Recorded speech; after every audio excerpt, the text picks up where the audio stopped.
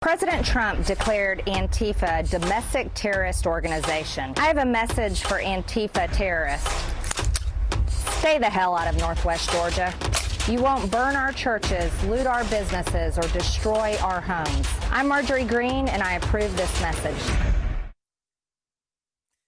Congressional candidate Marjorie Taylor Greene knows what the primary base of the Republican Party wants to hear.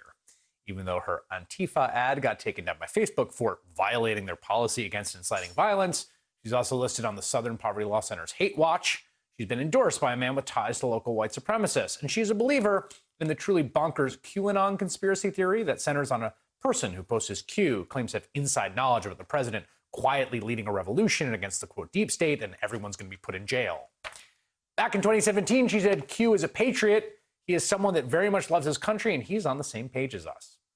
Right now, Marjorie Taylor Greene is running for the Republican nomination in Georgia's 14th congressional district, and she is the front runner. Donald Trump won that district by more than 50 points, and if she wins her runoff in August, she has a great shot at becoming, I guess this is history, the first openly QAnon conspiracy-believing member of Congress.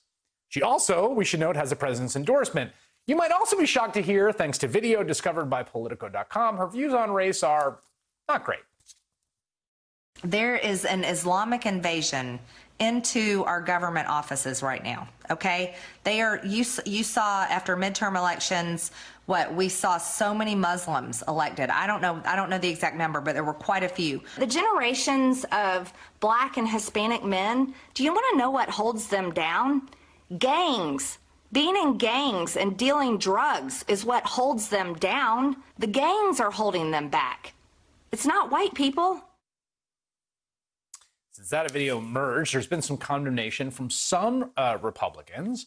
But the problem, of course, with this is that the views of Marjorie Taylor Greene are not out of sync with the views of the Republican primary voting base, particularly in her district.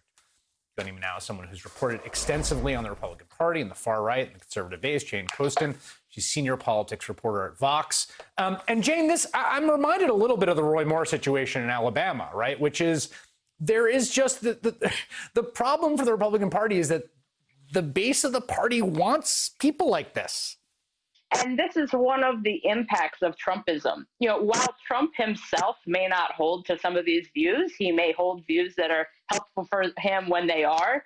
The people who follow him do.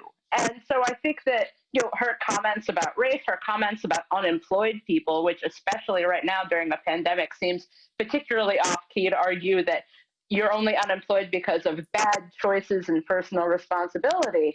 You know, this is very much what this audience wants to hear.